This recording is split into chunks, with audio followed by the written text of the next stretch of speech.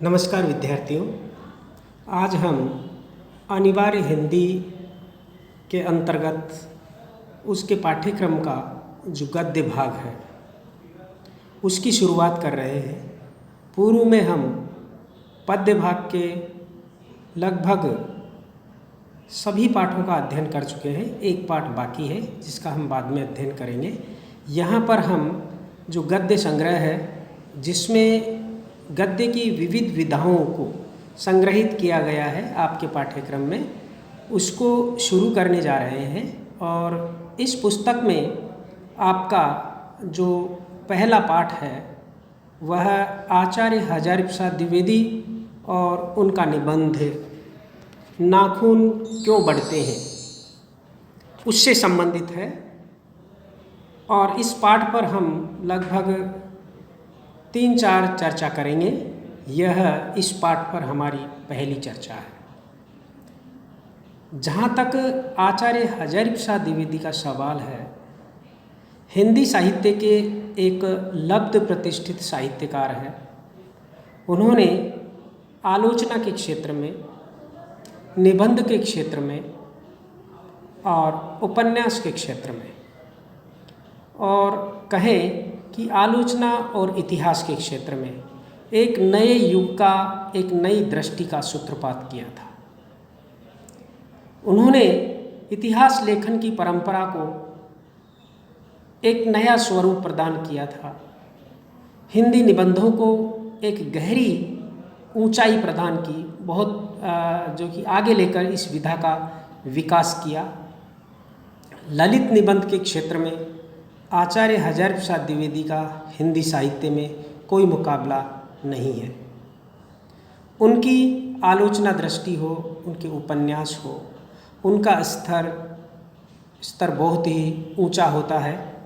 और ये ऐसे साहित्यकार हैं जो साहित्य में भारतीयता को महत्व देते हैं। भारत की जीवन दृष्टि है, भारत का धर्म है, भारत की संस्कृति है, भारत की परंपराएं हैं, उनको पुनर्जीवित करते हैं और साहित्य में मानवता की हिमायती करते हैं। साहित्य एक प्रकार से मनुष्य को बनाने का काम करता है। मानव दृष्टि से संपन्न इनकी लेखनी है। इस चर्चा के अंदर हम कुछ महत्वपूर्ण बिंदुओं को आपके सामने रखेंगे, जिसमें आचार्य हजारी प्रसाद द्विवेदी का जीवन परिचय, उनकी जीवन यात्रा, उनका व्यक्तित्व एवं कृतित्व, साहित्य यात्रा एवं साहित्य चेतना, वैचारिक दृष्टि, उनकी रचनाएं, उनको प्राप्त पुरस्कार और सम्मान। इसके साथ ही इस चर्चा में एक महत्वपूर्ण बिंदु है, आचार्य हजारी प्रसाद द्विवेदी निबंधकार है, लेकिन निबंध के क्षेत्र में भी ललित निबंधों को जो स्वरूप और इस विधा को एक विधा के रूप में जो स्थापित करने का काम आचार्य हजारी प्रसाद द्विवेदी ने किया है, वो सबसे महत्वपूर्ण है।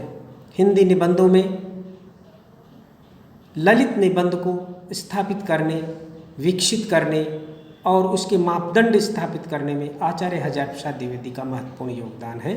तो इस दृष्टि से हम यह भी एक बिंदु होगा कि आचार्य हजारी प्रसाद द्विवेदी और हिंदी के ललित निबंध, इन बिंदुओं पर हम आज चर्चा करने जा रहे हैं। तो चलिए सबसे पहले हम उनका जीवन परिचय के बारे में अध्ययन करेंगे।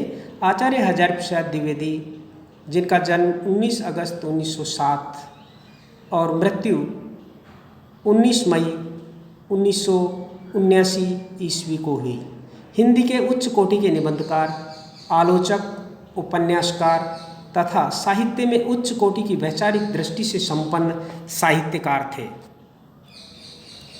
आचार्य हजारी प्रसाद द्विवेदी का जन्म श्रावण शुक्ल एकादशी संवत 1964 तदनुसार 19 अगस्त 1907 ईस्वी को उत्तर प्रदेश के बलिया जिले के आरत दुबे का छपरा उज्ज्वलिया नामक गांव में हुआ था। इनके पिता का नाम अनमोल द्विवेदी, माता का नाम श्रीमती ज्योतिषमती था। इनका परिवार ज्योतिष विद्या विद्या के लिए प्रसिद्ध माना जाता है। इनके पिता अनमोल द्विवेदी संस्कृत के प्रकांड पंडित थे और इसका प्रभाव आचार्य हजारी प्रसाद द्विवेदी पर भी पड़ा है। द्विवेदी जी के बचपन का नाम वैद्यनाथ द्विवेदी है, आप इसे जरूर याद रखें। उनकी प्रारंभिक शिक्षा गांव में ही गांव के स्कूल में हुई तथा उन्होंने 1920 में बसरिकापुर के मिडिल स्कूल से प्रथम श्रेणी में मिडिल परीक्षा पास की। इसके बाद उन्होंने गांव के निकट पराशर ब्रह्मचर्य आश्रम से संस्कृत का अध्ययन प्रारंभ किया। सन 1923 में विद्याध्ययन के लिए वो काशी में आए। वहाँ रणवीर संस्कृत पाठशाला कमच्छा से प्रवेशिका परीक्षा प्रथम श्रेणी में प्रथम स्थान के साथ उत्तीर्ण की। उन्होंने 1927 में काशी हिंदू विश्वविद्यालय से हाई स्कूल की परीक्षा पास की। इसी वर्ष भगवती देवी से उनका विवाह संपन्न हुआ। 1929 में उन्होंने इंटरमीडिएट और संस्कृत साहित्य में शास्त्री की परीक्षा उत्तीर्ण की। 1930 में ज्योतिष विषय में आचार्य की उपाधि प्राप्त की। शास्त्री तथा आचार्य दोनों ही परीक्षाओं में उन्होंने प्रथम श्रेणी प्राप्त की थी। कहने का तात्पर्य यह कि आचार्य हजारी प्रसाद द्विवेदी शुरू से ही एक मेधावी विद्यार्थी रहे हैं, परीक्षार्थी रहे हैं। उन्होंने परीक्षाएं प्रथम श्रेणी और प्रथम स्थान के साथ उत्तीर्ण की। साथ ही उनका जो लगाव था वो संस्कृत साहित्य, हमारे प्राचीन साहित्य से संबंधित रहा और उसी में उन्होंने विद्या अध्ययन किया। 8 नवंबर 1930 से द्विवेदी जी ने शांति निकेतन में हिंदी का अध्यापन कार्य किया।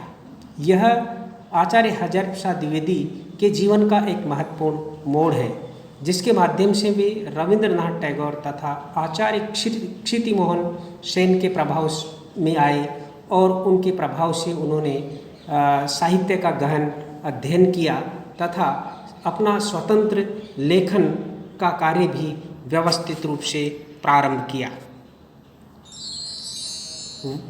20 वर्ष तक शांति निकेतन में अध्ययन के उपरांत आचार्य हजारी प्रसाद द्विवेदी ने 30 जुलाई 1950 में काशी हिंदू विश्वविद्यालय के हिंदी विभाग के प्रोफेसर और अध्यक्ष के रूप में कार्यभार ग्रहण किया।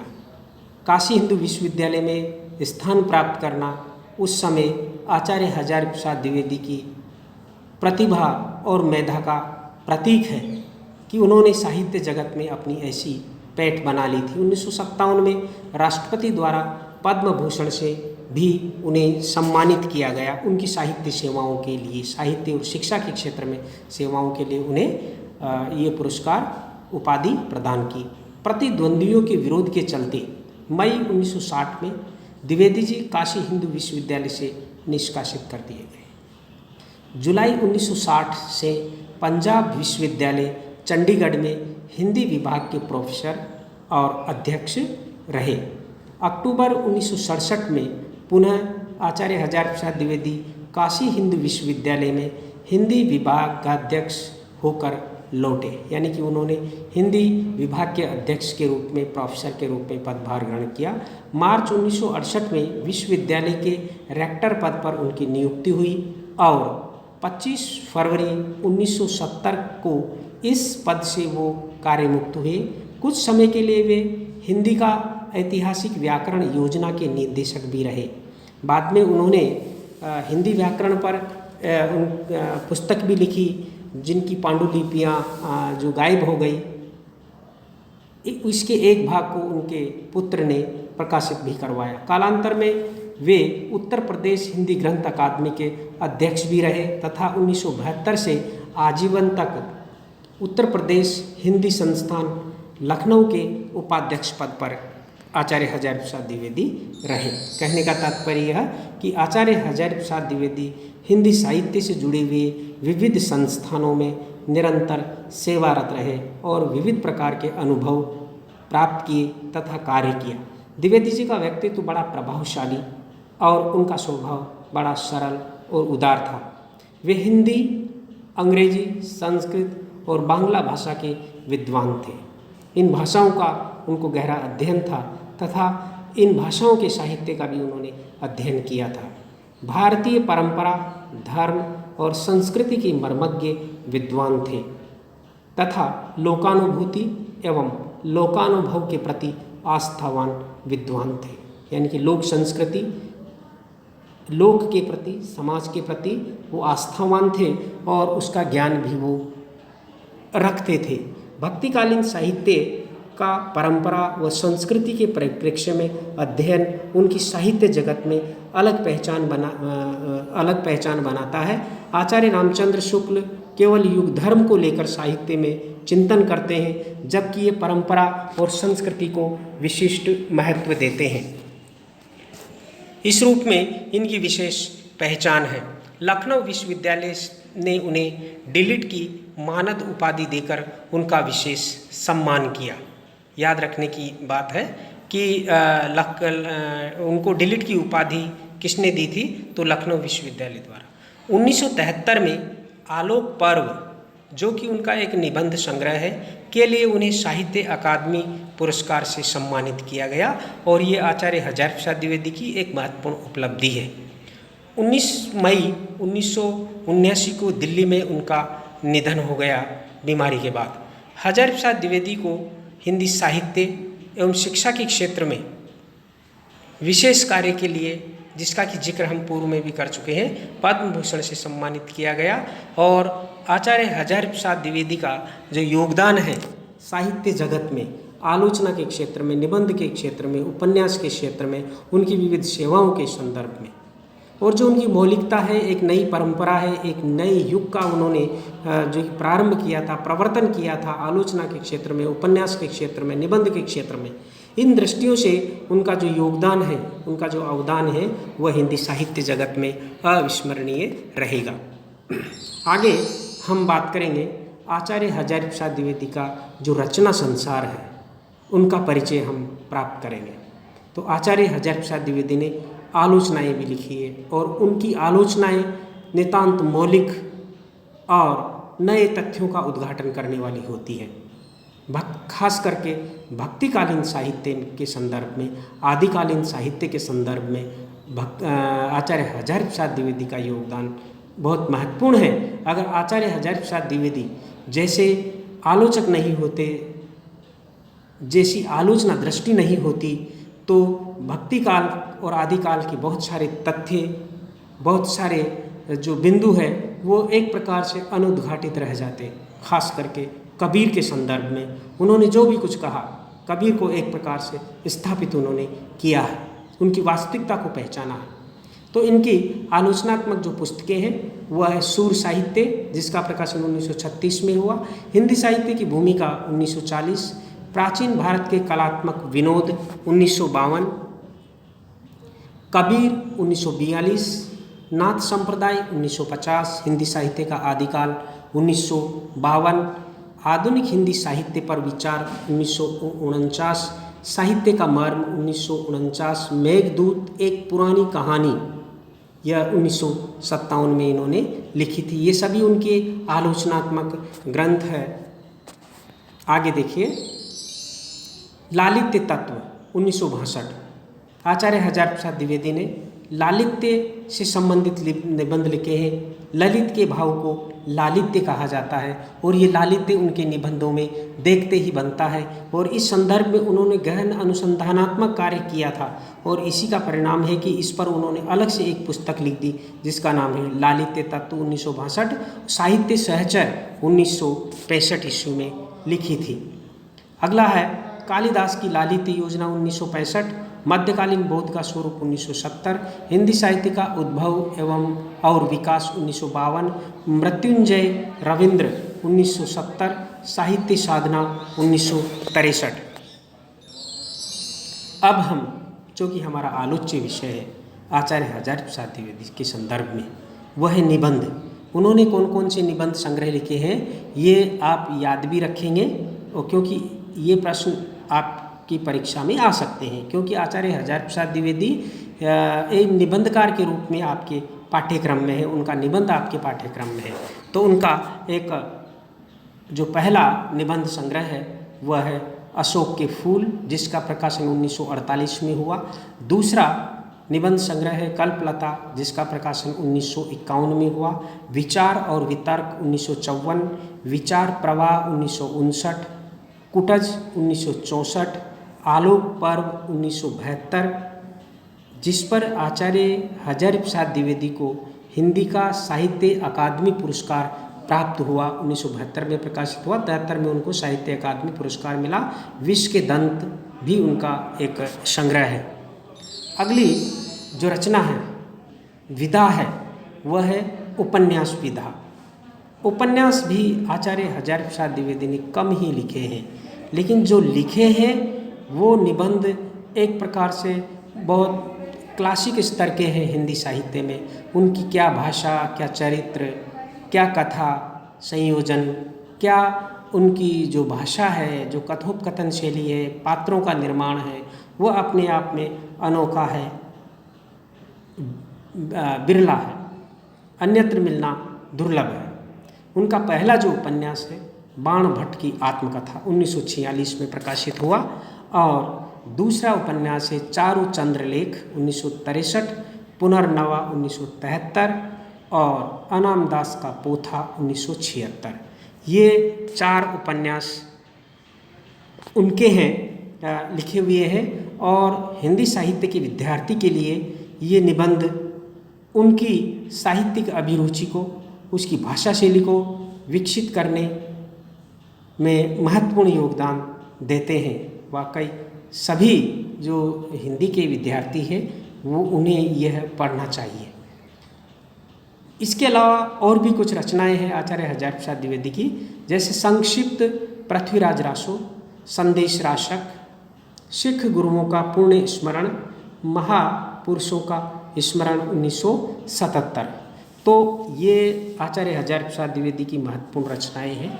इनमें आप उनके निबंधों को, उनके उपन्यासों को निश्चित रूप से याद रखें, इनके नाम याद रखें, और इस संदर्भ में कोई विशेष जानकारी हो तो वह भी याद रखें। जैसे आलोक पर्व है, जिस पर उन्हें साहित्य अकादमी का पुरस्कार प्राप्त हुआ। इस तरह की रचनाओं को आप याद रखें। अगला जो बिंदु है, आचार्य हजारी प्रसाद द्विवेदी के निबंधों की क्या विशेषताएं हैं, उनके प्रकार क्या है, यानी कि आचार्य हजारी प्रसाद द्विवेदी ने किस किस प्रकार के निबंध लिखे हैं, इस बात पर भी हम यहाँ पर विचार करेंगे। आचार्य हजारी प्रसाद द्विवेदी हिंदी के लब्ध प्रतिष्ठित साहित्यकार हैं, जिन्होंने अपनी आलोचना दृष्टि से इतिहास दर्शन को बदला। वहीं उपन्यास और निबंध के क्षेत्र में एक नई परंपरा का श्री गणेश किया। निबंध के क्षेत्र में आचार्य हजारी प्रसाद द्विवेदी का यह जो योगदान है वह कई दृष्टियों से विशिष्ट, मौलिक है, नई परंपरा का सूत्रपात करने वाला है। उनके निबंधों में भारतीय संस्कृति, इतिहास, ज्योतिष, साहित्य, मध्यकालीन जीवन, विश्वास, विविध धर्मों व संप्रदायों का विवेचन है, और इन विषयों पर उन्होंने निबंध लिखे हैं। वर्गीकरण की दृष्टि से आचार्य हजारी प्रसाद द्विवेदी के निबंधों को 2 भागों में बांटा जा सकता है, एक विचारात्मक और दूसरा आलोचनात्मक। विचारात्मक निबंधों की भी 2 श्रेणियां हैं। प्रथम श्रेणी के निबंधों में दार्शनिक तत्वों की प्रधानता है, यानी कि उनका दर्शन और विचार तत्व ज़्यादा उनमें प्रभावी है। द्वितीय श्रेणी के निबंध सामाजिक जीवन से संबंधित है, जिनमें उनकी सामाजिक चेतना के दर्शन होते हैं। आलोचनात्मक निबंध भी 2 श्रेणियों में बांटे जा सकते हैं। प्रथम श्रेणी के ऐसे निबंध हैं जिनमें साहित्य के विभिन्न अंगों का शास्त्रीय दृष्टि से विवेचन किया गया है, और द्वितीय श्रेणी में वे निबंध आते हैं जिनमें साहित्यकारों की कृतियों पर आलोचनात्मक दृष्टि से विचार मंथन हुआ है। द्विवेदी जी के इन निबंधों में विचारों की गहनता है, निरीक्षण की नवीनता है, और विश्लेषण की अचूक क्षमता है, दिखाई देती है। उनके निबंध सांस्कृतिक गरिमा और मानवतावादी विचारधारा से मंडित है। मानवतावादी विचारधारा आचार्य हजारी प्रसाद द्विवेदी के लेखनी के साथ बंधी हुई रहती है। वह चाहे कोई सी भी रचना करो, लेकिन उनमें उनका मानवतावादी दृष्टिकोण के विकास की भावना हमेशा उसमें निहित रहती है। पांडित्य और विनोद प्रियता, सरसता और गंभीरता, प्राचीन और नवीन का समन्वय, पूर्वी और पश्चिमी विचारधाराओं का समन्वय आदि उनके निबंधों की महत्वपूर्ण विशेषताएं हैं। यानी कि उनके निबंधों की जो विशेषताएं हैं उनमें हम और भी अधिक जो कि आपको पॉइंट करना चाहेंगे कि पांडित्य और विनोदप्रियता, सरसता और गंभीरता, प्राचीन और नवीन का समन्वय, पूर्वी और पश्चिमी विचारधाराओं का समन्वय, साथ ही सांस्कृतिक गरिमा और मानवतावादी दृष्टि उनके निबंधों की महत्वपूर्ण विशेषता है। और इन सब विशेषताओं से परे, इन सब विशेषताओं के ऊपर जो सबसे बड़ी विशेषता है वह है उनके निबंधों में लालित्य तत्व। कि आचार्य हजारी प्रसाद द्विवेदी को जाना इसलिए विशेष रूप से जाता है कि उन्होंने ललित निबंधों को एक ललित निबंध उनके निबंधों की केंद्रीय तत्व है और उन्होंने एक नई पहचान दी, उन्हें स्थापित किया और एक अलग से विधा के रूप में उसे स्थापित करने का प्रयास किया। तो आचार्य हजारी प्रसाद द्विवेदी हिंदी के श्रेष्ठ ललित निबंधकार हैं, इस रूप में आप उन्हें जरूर याद रखें। वैसे उन्होंने विचारात्मक, आलोचनात्मक, गवेषणात्मक, सांस्कृतिक, साहित्यिक, वैयक्तिक आदि प्रकार के निबंध लिखे, किंतु उनका सबसे महत्वपूर्ण योगदान है वो ललित निबंध को एक स्वतंत्र और गंभीर विधा के रूप में स्थापित करने में है। लालित्य उनके निबंधों की महत्वपूर्ण पहचान है। वे अत्यंत गंभीर और गहन बात को सहज, सरल और रोचक तरीके से कहने की में सिद्धहस्त हैं। ये ललित निबंधों की विशेषता होती है। उनके निबंधों में तत्सम शब्दावली और पांडित्यपूर्ण विवेचन और सरसता का अद्भुत सामंजस्य देखने को मिलता है। ललित निबंधों में सामान्यतः बौद्ध पक्ष की अपेक्षा भाव तत्व या भाव पक्ष की प्रधानता होती है, यानी कि वैचारिकता कम होती है। ऐसा चिंतन जो दिमाग को बोझिल करे ऐसा कम रहता है। भाव पक्ष की प्रधानता रहती है। बुद्धि की अपेक्षा हृदय पक्ष को स्पर्श करने की क्षमता ऐसे निबंधों में अधिक होती है तथा शैली में चारुता होती है, एक सुंदरता होती है। वे सभी गुण आचार्य हजारी प्रसाद द्विवेदी के निबंधों में मानक बनकर आए हैं। ललित निबंधों की जो भी विशेषताएं होती है वो सब एक मानक, एक मापदंड के रूप में आचार्य हजारी प्रसाद द्विवेदी के रूप में के निबंधों में आए हैं कि उनके निबंधों को पढ़ करके ललित निबंधों की परिभाषा दी जा सकती है। उनके निबंधों में विषय भी गौण नहीं रहता, बल्कि पाठक निबंध में प्रवेश कर धीरे धीरे विषय गरिमा का भी एहसास करता है और ज्ञान लेकर के ही निबंध को पूरा करता है। विषय का प्रतिपादन करने में उनके निबंध उच्च कोटि के हैं। उनके निबंधों को ललित निबंधों के लिए एक मानदंड के रूप में स्वीकार किया जा सकता है। निबंध वह विधा है जहाँ रचनाकार बिना किसी आड़ के पाठक से बातचीत करता है और इस क्रम में वह पाठक के सामने खुलता चला जाता है। ललित निबंध में यह प्रवृत्ति सबसे अधिक मुखर होती है, क्योंकि वहाँ आरोपित व्यवस्था का बंधन नहीं होता। वे मानते हैं कि नए युग में आचार्य हजारी प्रसाद द्विवेदी मानते हैं कि नए युग में जिस नवीन ढंग से निबंधों का प्रचलन हुआ है वे तर्कमूलक की अपेक्षा व्यक्तिगत अधिक है।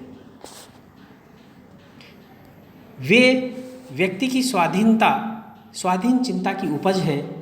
व्यक्तिगत निबंधों के संदर्भ में उनके विचार है कि व्यक्तिगत निबंध इसलिए है व्यक्तिगत है कि वे लेखक के समूचे व्यक्तित्व से संबद्ध होते हैं।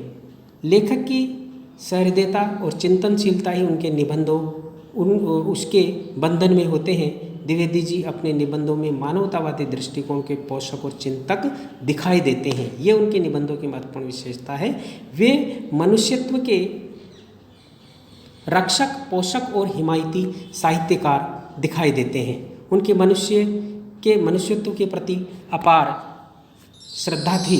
आचार्य हजारी प्रसाद द्विवेदी का अपने निबंधों के विषय में मत है कि इनमें मेरे विचारों से मनुष्य प्रधान है, शास्त्र गौण है, और जहाँ मनुष्य प्रधान होगा वहाँ विधा के रूप का दबाव स्वभावतः कम होगा, यानी कि कलात्मकता कम होगी। यही कारण है कि द्विवेदी जी के निबंधों में ललित निबंध की स्वच्छंदता दिखाई पड़ती है। ललित निबंध का आरंभ इतिवृत्तात्मकता से होता है, यानी कि वर्णनात्मकता से होता है, अर्थात वह किस्से कहानी की तरह हल्के फुल्के ढंग से शुरू होता है। मध्य में चलकर रचना गंभीर रूप ले लेती है। जहाँ गहन और गंभीर समस्या उत्पन्न होती है साथ ही भटकाव भी आते हैं। अनेक प्रकार के विचारों से मुठभेड़ होती है और बीच बीच में मनोरंजक प्रसंग भी आते हैं। इसके पश्चात तीसरे स्तर पर लेखक अचानक पाठकों को किसी विचार या चिंतन के समुद्र में पहुंचा देता महासमुद्र में पहुंचा देता है। द्विवेदी जी के निबंधों में यह सभी विशेषताएं देखने को मिलती है, इसलिए उनके निबंध उच्च कोटि के ललित निबंध कहे जाते हैं। अब थोड़ा सा विचार हम उनकी भाषा और शैली पर करते हैं। द्विवेदी जी की भाषा परिमार्जित खड़ी बोली है। उन्होंने भाव और विषय के अनुसार भाषा का चयन किया है। उनकी भाषा के दो रूप दिखाई देते हैं। पहला प्रांजल व्यावहारिक भाषा और दूसरा संस्कृतनिष्ठ शास्त्रीय भाषा। प्रथम रूप द्विवेदी जी के सामान्य निबंधों में मिलता है। इस प्रकार की भाषा में उर्दू और अंग्रेजी के शब्दों का भी समावेश हुआ है। द्वितीय शैली उपन्यासों और सैद्धांतिक आलोचना के क्रम में परिलक्षित होती है। द्विवेदी जी की विषय प्रतिपादन की शैली अध्यापकी है। शास्त्रीय भाषा रचने के दौरान भी प्रवाह खंडित नहीं होता है। शैली की बात करते हैं। द्विवेदी जी की रचनाओं में उनकी शैली के निम्नलिखित रूप देखने को मिलते हैं, जैसे गवेषणात्मक शैली। गवेषणात्मक शैली द्विवेदी जी के विचारात्मक और आलोचनात्मक निबंध इस प्रकार की शैली में लिखे गए हैं। यह शैली द्विवेदी जी की प्रतिनिधि शैली है। इस शैली की भाषा संस्कृत प्रधान और अधिक प्रांजल है। वाक्य कुछ बड़े बड़े होते हैं। दूसरी जो शैली है वर्णनात्मक। द्विवेदी जी की वर्णनात्मक शैली अत्यंत स्वाभाविक और रोचक है। इस शैली में हिंदी के शब्दों की प्रधानता है, साथ ही संस्कृत के तत्सम और उर्दू के प्रचलित शब्दों का भी प्रयोग हुआ है। वाक्य अपेक्षाकृत बड़े होते हैं। तीसरी शैली है व्यंग्यात्मक शैली। द्विवेदी जी के निबंधों में व्यंग्यात्मक शैली का बहुत ही सफल और सुंदर प्रयोग हुआ है। इस शैली में भाषा चलती हुई तथा उर्दू, फारसी आदि के शब्दों का प्रयोग मिलता है। व्यास शैली। द्विवेदी जी ने जहाँ अपने विषय को विस्तार पूर्वक समझाया है वहाँ उन्होंने व्यास शैली को अपनाया है। इस शैली के अंतर्गत वे विषय का प्रतिपादन व्याख्यात्मक ढंग से करते हैं और अंत में उसका सार दे देते हैं। व्यास शैली वहाँ होती है जहाँ पर किसी विषय को विस्तार के साथ समझाया जाता है। तो इस प्रकार से आचार्य हजारी प्रसाद द्विवेदी पर यह जो हमारी पहली चर्चा है वह समाप्त होती है।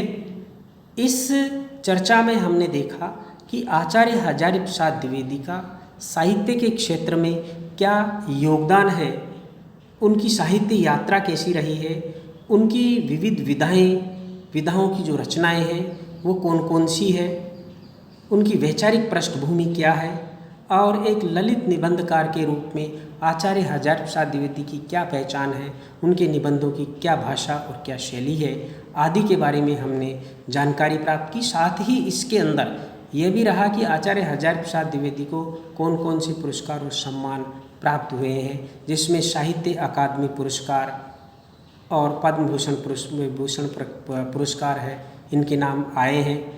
खास करके उनकी रचनाओं के नाम आप याद रखेंगे। ललित निबंधकार के रूप में आचार्य हजारी प्रसाद द्विवेदी की पहचान है, इस तथ्य को आप याद रखेंगे।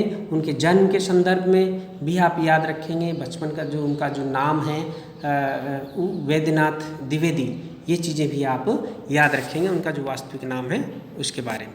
तो अगली चर्चा में हम आचार्य हजारी प्रसाद द्विवेदी तथा नाखून क्यों बढ़ते हैं इस पर हम बात करेंगे, और ख़ास करके नाखून क्यों बढ़ते हैं निबंध का जो मूल कथ्य है, मूल प्रतिपाद्य है, इस पर हमारा फोकस रहेगा। धन्यवाद।